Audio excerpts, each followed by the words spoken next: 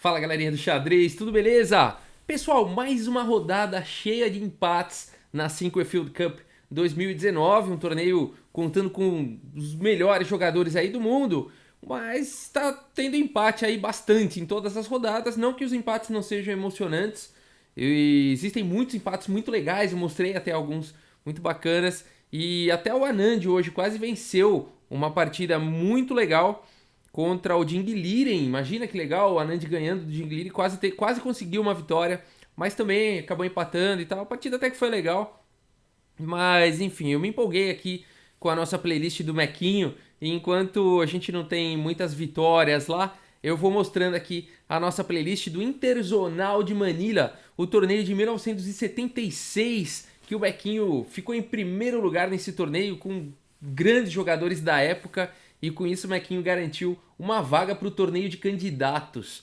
Muito legal, né? Vamos dar uma olhada aqui, quem tá de brancas é o Oscar Pano. O Oscar Pano foi um jogador argentino muito forte, ele consta aí, as partidas dele constam em livros de conceitos de xadrez, livros de estratégia, livros de abertura, né? Em todo tipo de literatura enxadrística, o Oscar Pano tá presente, sempre você vai ver o nome dele lá, porque ele realmente era um grande jogador. Jogou jogou pela seleção da Argentina, pela equipe olímpica, nas Olimpíadas de Xadrez, mais de 11 vezes, se eu não me engano, 11 ou 12 vezes. Jogou muitas vezes, ganhou muitas medalhas ali de melhor tabuleiro e tudo mais. Então, aqui um jogador à altura aqui do Mequinho, muito forte. E vamos dar uma olhada aqui nessa partida. O Oscar Pano abre com cavalo em F3. Temos aqui cavalo F6 pelo Mequinho, C4, G6, G3, bispo G7, bispo G2 e aqui roque pelo Mequinho. O Mequinho escolhe essa estrutura de Índia do rei aqui, bem hipermoderna, né? Então a ideia da escola hipermoderna é você lutar pelo centro de forma indireta e não exatamente com os peões imediatamente. Mas aqui o cavalo está atuando no centro, o bispo potencialmente está atuando também em casas centrais e a partida continua agora com D4 e agora sim D5. Praticamente indo para uma Grunfeld, alguma coisa parecida, mas enfim, as pretas aqui tentando buscar também um rompimento aí no centro, né? Abrindo aqui para o bispo poder jogar também. Roque agora pelas brancas e um lance que é muito difícil os brasileiros fazerem, não sei porque, é um pouco cultural isso, mas os brasileiros, em geral, nunca capturam em C4, seja no gambito da dama, a gente não vê gambito da dama aceito, né? Mas em alguns países, por exemplo, na Rússia, a turma aceita o gambito da dama, joga e tal. Tem que estar muito bem preparado, né?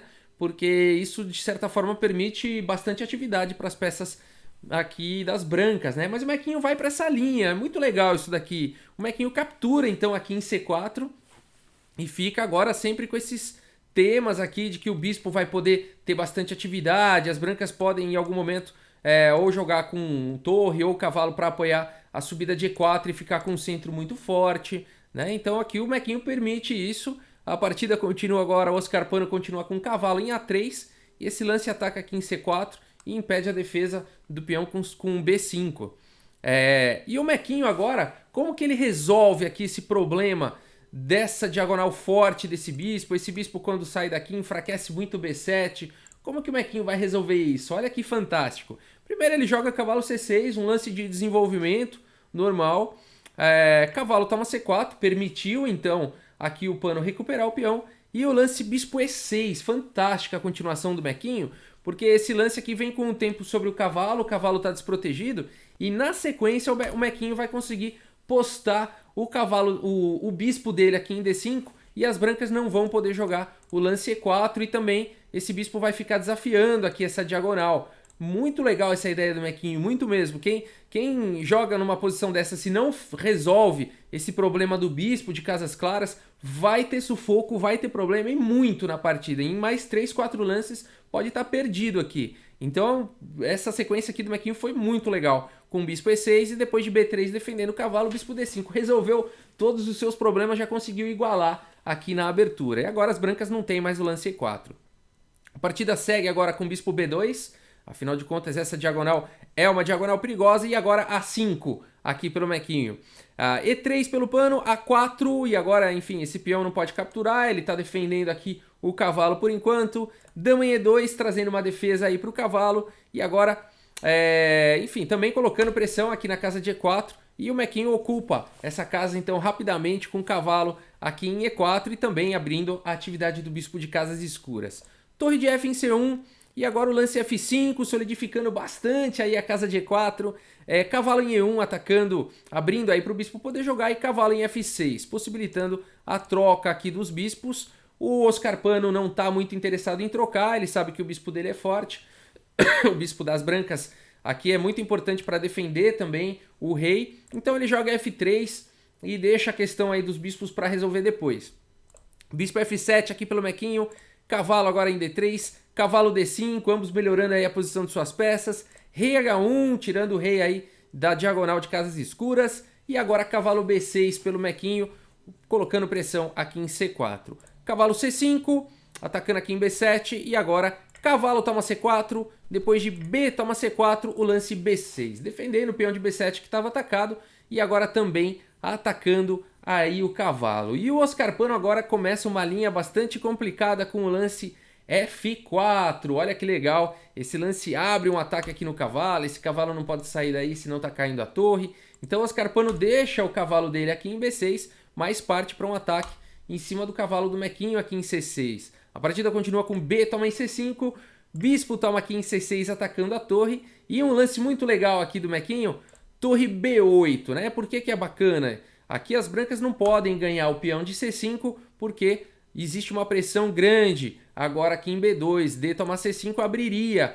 aqui um ataque sobre o bispo e aí tá caindo uma peça, né? Então muito legal, torre B8 defendendo tudo, defendendo a torre, né? E atacando também.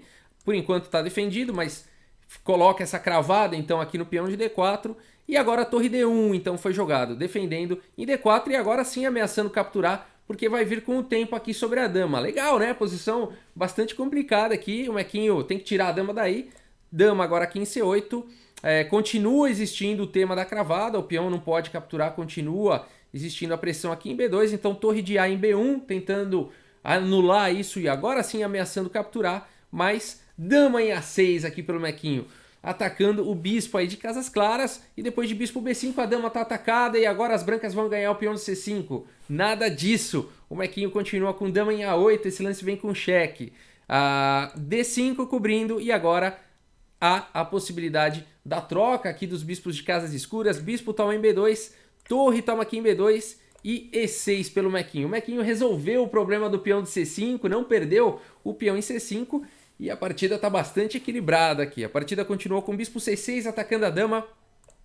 Dama aqui em A6, continua defendendo em A4, fica botando uma pressão aqui em C e crava esse peão agora, né? Outro peão que está cravado aí na posição.